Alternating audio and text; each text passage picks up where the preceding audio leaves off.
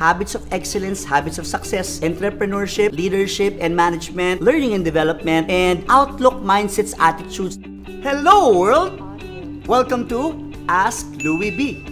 You ask the questions, I'll give the answers. When you thought that your presentation will just be smooth sailing, your audience cuts you off, interrupts you with a question or a comment, or they just want to, go into a discussion. They don't want to just sit there quietly waiting after 15 or 20 minutes before they say their piece.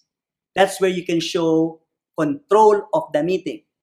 Otherwise, the client may take over, dominate the conversation, and pursue their own agenda. And you end the meeting feeling that you were not able to accomplish your objectives, that you got overwhelmed. So facilitating discussions means gathering input and participation from your audience and responding to them in ways that make you achieve win-win outcomes for both you and the client. And there are two ways to gather this input. You have option one here, where as you present, you gather all questions and concerns and say, I'll respond to that later.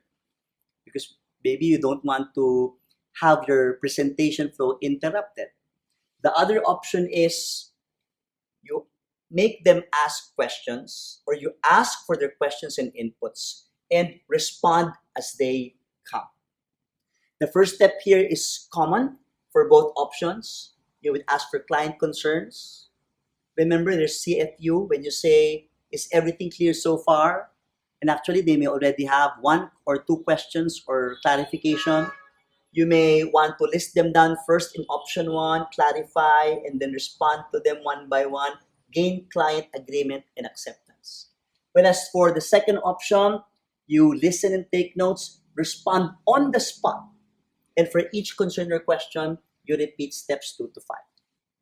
Now, what's important is when you end, whether you're using option 1 or option 2, the last question here is there anything else we can help you with, we can clarify for you? This question is important because you don't want to proceed to the next stages in the presentation or your meeting if there are unresolved issues that can be raised later on and can diminish the value of the meeting or can also disrupt the meeting at a later time. Facilitating discussions becomes more important the higher the level of people you encounter in your meetings. This is Louie Banta of LJMB. Thank you for watching my video. To watch more videos like this, click subscribe and hit the bell icon below. If you like this video, please give it a thumbs up, comment down below, and share it to others.